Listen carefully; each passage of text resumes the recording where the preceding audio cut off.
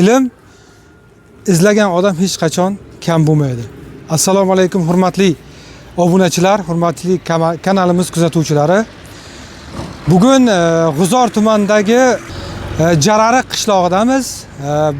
Shahardan taxminan 30 kilometrlar uzoqlikda joylashgan Jarariq qishlog'ida 50-maktabga tashrif buyurdik.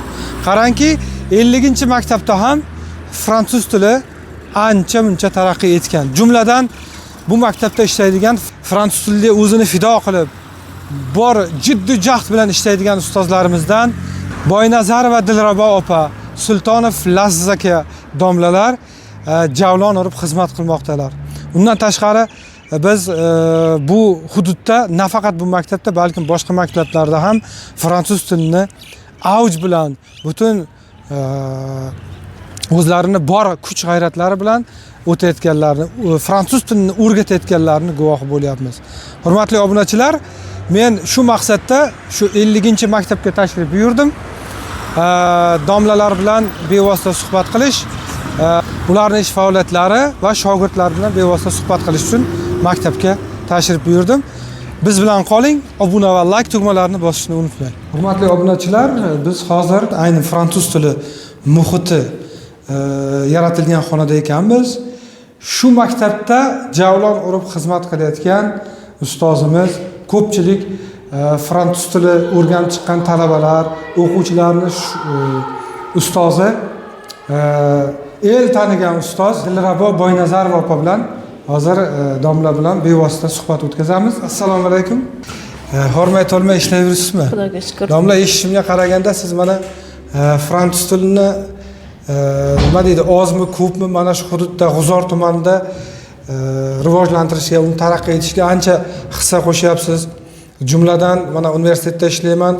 Bizda sizni qo'lingizda o'qib chiqqan shogirdlaringiz Shodiy va Nilufar va boshqa shogirdlaringiz bizni talabalar, bizni universitetimizda qo'limizda bevosita o'qigan. Masalan, shu Shodiy va Nilufarni aytadigan bo'lsam, u juda ham kuchli, juda ham zo'r fransuz tilida bemalol gaplasha oladigan talabalarimdan biri edi. Bunaqa shogirdlar domla odamning xotirasi juda qolar ekanda. Mana shunday shogirdlarni tarbiyalaganingiz uchun domla avvalo sizdan minnatdorchilik bildiraman. Men avvalambor aytmoqchimanki, mana shu maktabni sobiq o'quvchisi ham bo'lganman o'zi. Fransuz tili G'uzor tumanida kam maktablarda o'qitilgan bo'lsa-da, bizning maktabimiz 79-yil, 1979-yilda qurib bitkazilgan va faoliyatini boshlagan. Shu yildan boshlab maktabimizda Xolmatova Ranopa degan o'qituvchi kelib fransuz tili o'tganlar, o'rgatganlar. Mana hozirgi kunda u kishini shogirdiman o'zim. Meni o'qitganlar va bundan tashqari bir nechta ustozlarim bor shu maktabda. Menga tahsil bergan Bo'rib, Ermat aka, Ishbulat va Dilfuza opa, yana Xorazmdan shu G'uzor tumaniga kelin bo'lib tushib kelganlar va o'zlari fransuz tilidan dars bergan Bekchan va Dilbar opa ustozlarim bor. Ular mana shu yerda bir necha yil faoliyat olib borishgan, ko'plab shogirdlarni yetkazishgan. Hozirgi kunda nafaqaga chiqib ketishgan. 25 yillik faoliyatga egaman. 25 yildan beri bitta dargohda mana shu Jarariq mahallasida joylashgan 50-maktabda ishlab kelyapman va meni ham bir nechta fransuz tili ustozi bo'lgan hozirgi kunda o'quvchilarim bor. Hozirgi kundagi yoshlarga juda ko'p imkoniyatlar yaratildi, ular til o'rganishi uchun. Bir nechta tillarni bilishi shart. Kamida 5 ta tilni o'rganish kerak degan gaplarga qaraydigan bo'lsak, mana shu tillar ichida fransuz tilini ham aytib o'tadilar alohida, chunki mana O'zbekistonni Fransiya bilan tashqi aloqalari mustahkamlash uchun kadrlar kerak, til biladigan yoshlar kerak. Fransiya bilan O'zbekiston imzolagan ba'zi bir shartnomalarni amalga oshirish uchun fransuz tilini biladigan yoshlar kerak va shunday kadrlarga muhtoj bo'lib qolamiz. Agar hozirgi kunda fransuz tilini o'rganish uchun, o'qituvchilarning malakasini oshirish uchun O'zbekiston davlati va Fransiya o'rtasidagi aloqalar uzviy bog'lanib ko'plab fransuz tili o'qituvchilarini Fransiya davlatiga malaka oshirishga yuborilyapti mana davlat tomonidan. Fransuz tilini noldan boshlayotganlar uchun 3 maslahat bering. Fransuz tilini noldan boshlamoqchi bo'lganlarga eng birinchi maslahatim eng yaxshi tajribaga ega bo'lgan ustozni tanlash. Ijtimoiy tarmoqlarda joylashtirilgan fransuz tili o'rgatadigan kurslardan foydalanish va mana shu tilni o'rganib boshlagandan keyin uni davomiyligini to'xtatib qo'ymaslik. Fransuz tilini o'rganuvchilar uchun fransuz tili juda ko'p imkoniyatlarni beradi. O'rganish bilan birgalikda dunyoni o'rganib boshlaydi. Masalan, o'zimda o'quvchilarim orasida ham madaniyatni, tarixni juda ko'p fransuz olimlari bor. Ular haqida ma'lumotlarni oladi, bilimlarini boyitib boradi. Bundan tashqari fransuz tilini o'rganib kelajakda juda ko'p imkoniyatlarga erishsa bo'ladi. Kanada davlatiga borib yashab ishlash imkoniyatiga ega bo'ladi. Chunki Kanada davlatida men o'zim kursdoshlarim yashaydi. Ular o'zbeklar qishlog'i degan hududi bor. O'zbekistondan borganlar albatta o'sha yerda ish bilan ta'minlanadi. Bu juda ajoyib ma'lumot domla. Kanadaga borib ishlayotganlar hayotini moddiy jihatdan ancha-muncha yaxshilab olishgan. Shunday, mana kursdoshlarim Facebookda ham intervyu berishdi. Endi ularni oladigan o'qituvchilikdan oladigan oyligi $80,000 bir oyligi $80,000gacha eng kam o'qituvchi, eng kam oladigan o'qituvchini oylik maoshi Kanadada $80,000. Mana hurmatli obunachilar, bu bonus ma'lumot.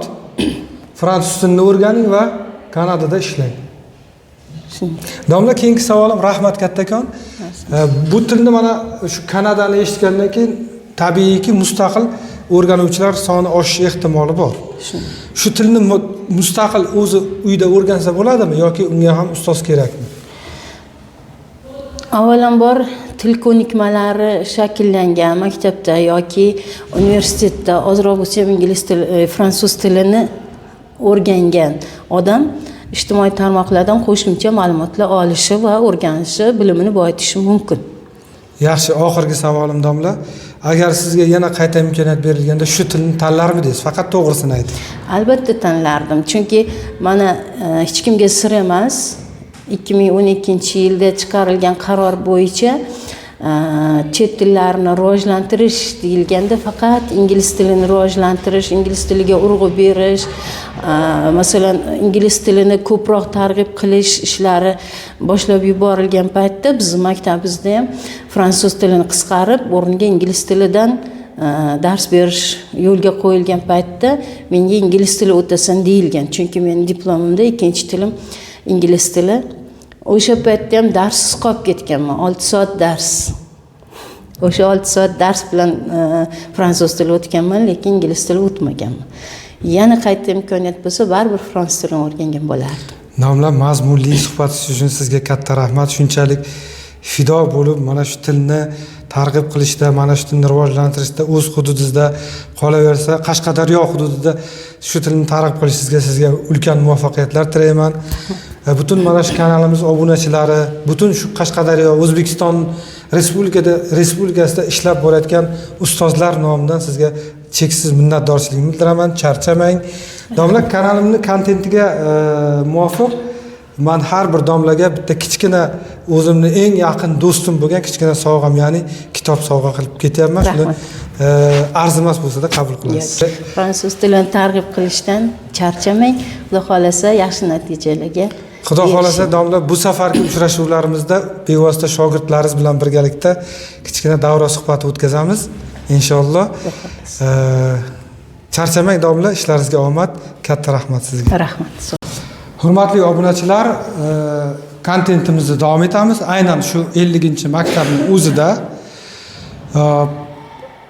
domlamizdan tashqari bu yerda yana fransuz tilidan dars o'tayotgan, fransuz tilidan o'zini fido qilayotgan domlalarimiz, o'qituvchilarimizdan biri Sultonov Laziz domlani ham o'z suhbatimga chorlab, u kishi bilan bir qisqacha mazmunli suhbat o'tkazmoqchiman.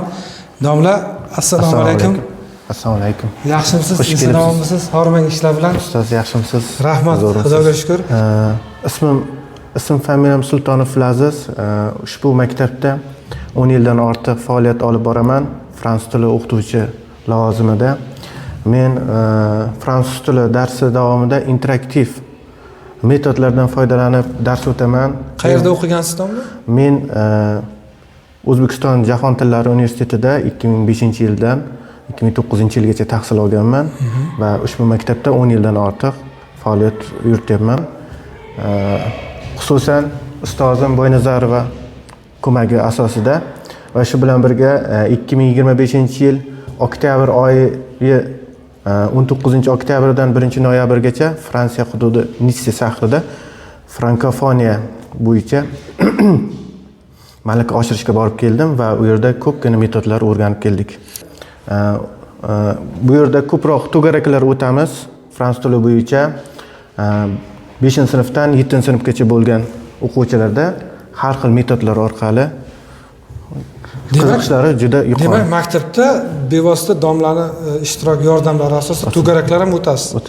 Ya'ni bu bolalar uchun bepul tashkil qilingan. Bepul tashkil qilingan. Hurmatli obunachilar, to'garaklar. Fransuz tilini bepul tashkil qilishyapti mana shunday maktablarda. Buning uchun biz maktabda ishlaydigan Laziz domladek, Boynazarova domladek ustozlardan minnatdor bo'lishimiz kerak. Rahmat domla mazmunli suhbatingiz uchun. Rahmat. Hurmatli obunachilar, men endi bevosita domlalarimizni shogirdlaridan biri bilan suhbatlashmoqchiman. Mana bonjour. Bonjour. Comment tu t'appelles? Je m'appelle Shahriyor. Shahriyor, enchanté. Shahriyor. Shahriyor, ustozing haqida nimalar deya olasan? Meni ustozim juda ham yaxshilar. Bizga hozir fransuz tilini o'rgatmoqdalar. Men oldin fransuz tiliga qiziqmas edim, ammo so'ngra men ko'p gaplarni eshitdim. Fransuz tili bizga juda ham kerakli fan bo'lgani uchun ertaga kelajakda til bilsak, bir kasblarni egalla olmasak ham chet elga borib ishlashimizga katta yordam beradi. Rahmat. Keyingi savolim, fransuz tilini tanlaganingni maqsadini gapirding mana. Nima uchun? Fransuz tilini tanlaganim juda ham kerakli fan va men chet elga borishni har doim orzu qilaman. Ingliz tili hozirgi zamonda juda ham kerakli fan, ammo fransuz tilini ham o'z o'rniga ega. Fransuz tili ham o'z o'rniga ega. Mana hozir prezidentimizni tashabbuslari bilan shunday narsalar bo'lyapti. Maktabda to'g'ri ingliz tili o'tilyapti va ikkinchi til sifatida fransuz tili ham o'tilyapti. Asosiy til sifatida ham o'tilyapti.